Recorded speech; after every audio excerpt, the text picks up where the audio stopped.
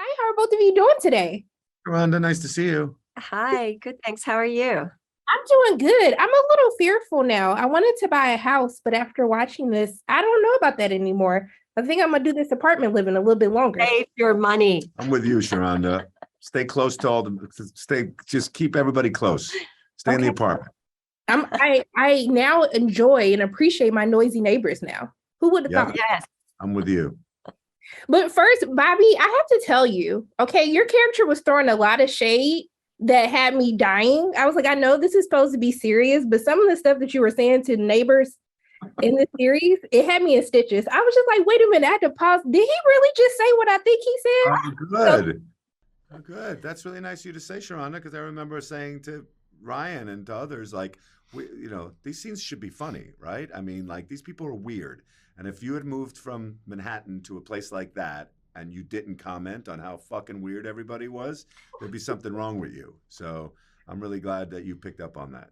But one of the things that I do enjoy about this series, I feel like it kind of relates to where we are in society about actually believing people and not, I feel like it's one of these things where you see this tight-knit community that knows so much about each other, but at the same time, as things unfold, you realize how much they don't know or the information that's not being given to them. And I wanted to know for you, has this increased your desire for community or making sure that we're being open and honest, with the people around us? Good question. Yeah, I mean, I'm a big believer in community. I mean, there'll always be a strange one or two around, but and sometimes what's worse is that you don't necessarily figure those people out right away. I mean, sometimes you do, it's obvious. And then suddenly you're like, wait a second, how did you get into my life? And that's why I think this is actually really scary, because it's not a monster. It's not, it's actually real people who are threatening their safety in some way. And we don't know which one it is. They're all strange. And yet they present themselves as being pleasant, but there's something going on. So it fills you with suspicion and doubt and lack of trust. Yeah. I like that. See, now you have me think I need to go interview my neighbors a little bit. I've always been the guy on the stoop. So I know everybody on my block. I always have been that guy. Yeah, So if something's off, I know, I sense it. You know what I mean? Because I'm out there and I know who all my neighbors are, and you can tell when something's off, something in the air. If you're out there, if you're not somebody who's just quietly, going into their building and doesn't say hello to other people. And I do think community is important, but I have kids, so you want to foster a sense of community when you're raising kids. I like that. I'm gonna be a better neighbor now because I'm definitely that person that goes into my house like, okay, y'all, bye. I'm just gonna stay in my room. But I mean, has it changed your sense of security? Because I mean, you think when you go to a town like this, you spend this money on a house that, I'm gonna be in safety. Like I'm not going to have to worry about things like this. Has this changed how you view your own sense of security? I don't know. I mean, it's never been my dream to move to the suburbs. That scares me. So I'm not doing that anytime soon. So it hasn't changed anything in that sense. Like we were saying in the beginning, I'm a city person, so I feel a sense of comfort and protectiveness by many people being around. So if I were forced to have to live in the suburbs like that, I find that to be a little Stepfordy for me. Like the sense of everybody going to the same grocery store, everybody wearing the same jeans, everybody driving the same car. That's freaky to me. That's like the beginnings of that's like mob mentality. You know what I mean? I'm not with that. So for me, that'd be scary. The thing that'd be scary to me is the move to the suburbs in general. That's the whole horror movie for me. Moving from the apartment to the suburbs and unloading the truck, and that's the end of the movie. That's the whole horror movie. For me, that's just for me. I've learned so much. We're going to stay in the city. We're going to talk to our neighbors. Okay. Yeah. We're going to do a little investigating. And then sit on the stoop. Yeah. And hang. Yeah. Check them out. Yeah. Look, you just taught us so much. Thank you so much. See, you teach. It's supposed to be an interview, but you teaching all of us, okay, how to make sure we don't end up in this position. So thank you. Yeah. I just want to thank the both of you for taking time to speak with me. I'm just sending love and light both your ways. I hope you have a great day. Oh, and you too. You take care. Nice to talk to you. Yeah. Great talking to you. Bye. Bye. Bye. How are both of you doing today? Hello, Hi. Sharonda. Lovely to meet you. Hi. I need y'all backgrounds. Now I feel like I'm slacking. You're doing fine, babe. You're doing fine. You know, this is a crazy story that I had never heard of before. So now I was trying to buy a house. Now I don't even think I want to move to a house now because that's how shook that this has me now. So I wanted to know for the both of you, like delving deeper into understanding the story, and then also too, like, has this changed your sense of security, like how you view what your security is, like how you view your surroundings? Like, is there a heightened sense of like I need to be on top of like paying attention to my surroundings to make sure I'm safe? I try not to go into fear personally. I'm kind of going, no, how can I fix it? How can I make that solution? And it literally is, you close the door, you turn on the lights, you don't walk in the dark. Do you mean that whole sense of terror? But looking at your safe space, I know when we were making it, you kind of do, those questions are in the ether as you're making it. So you kind of do go, what would my version of that be? But I still have faith in human beings more than not. And this story, when you read that original story, that's terrifying that happened to that family. And out of that, this extraordinary fiction has been made out of that reality. And that's our joy to get to play that for me personally. Yeah, I mean, the possibility of it happening, a story like that is actually it's very possible. I mean, it's very likely that something like that could happen just because, we're in a weird world and there's all sorts of people, good and bad. But,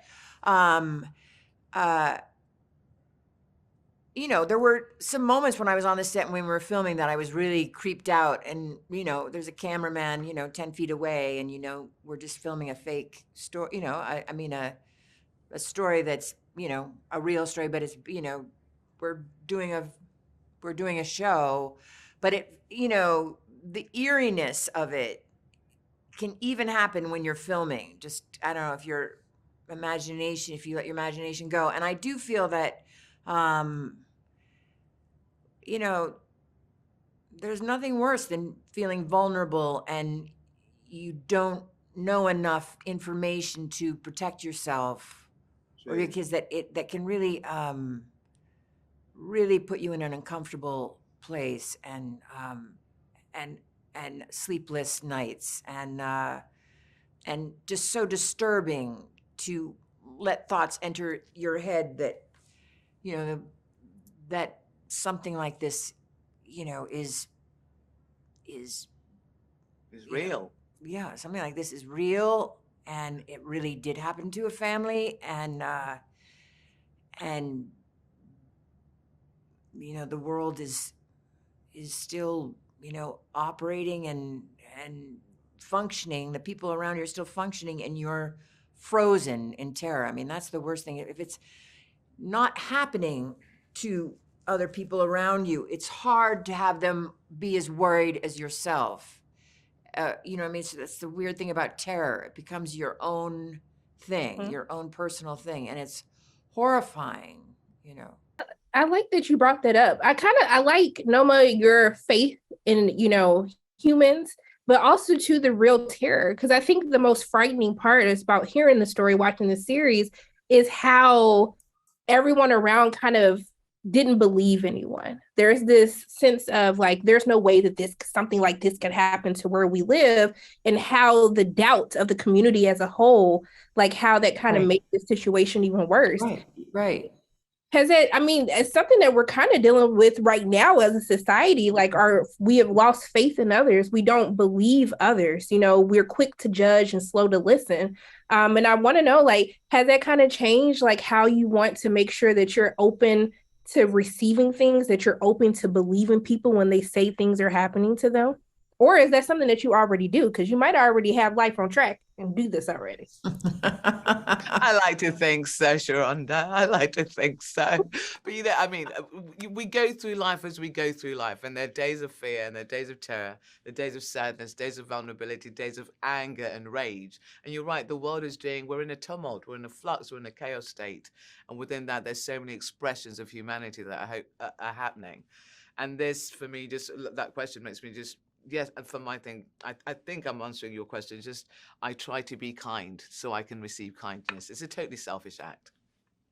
Yeah, but I also like to I like to be kind, and I also want to believe people when they tell me something. I'm actually pretty gullible, but at the same time, I don't want to discard something that is real that's happening and deny someone of their real, very real story that's happening to them in real Absolutely. time.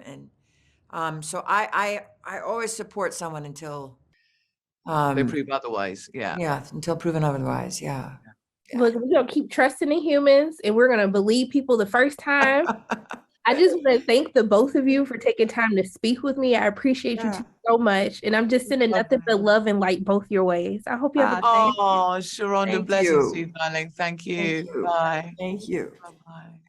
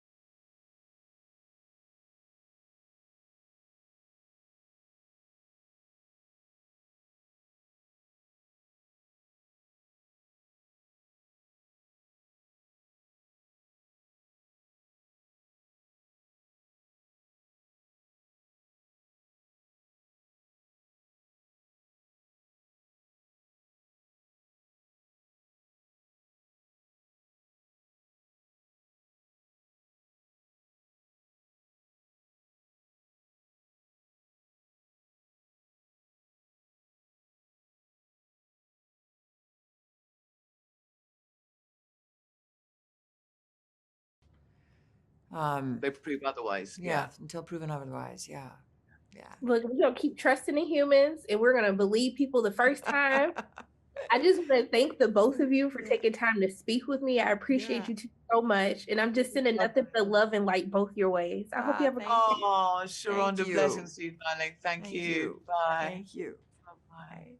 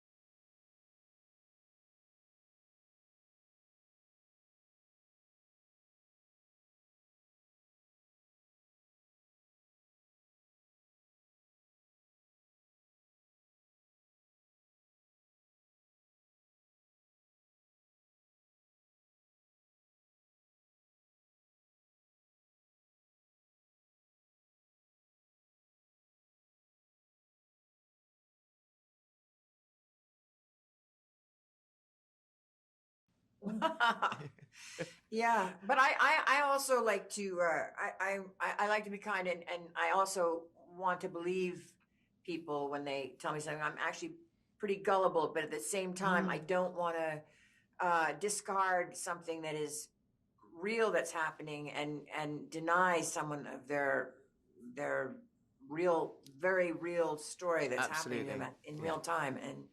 And so I always support someone until they prove otherwise. Yeah. Yeah, until proven otherwise. Yeah. That's Look, true. we're gonna keep trusting in humans, and we're gonna believe people the first time. I just want to thank the both of you for taking time to speak with me. I appreciate you two so much, and I'm just sending Lovely. nothing but love and light both your ways. I hope Oh, y'all Sharonda, blessings Thank to you, you. darling. Thank you. Thank Bye. you. Thank you. Bye-bye.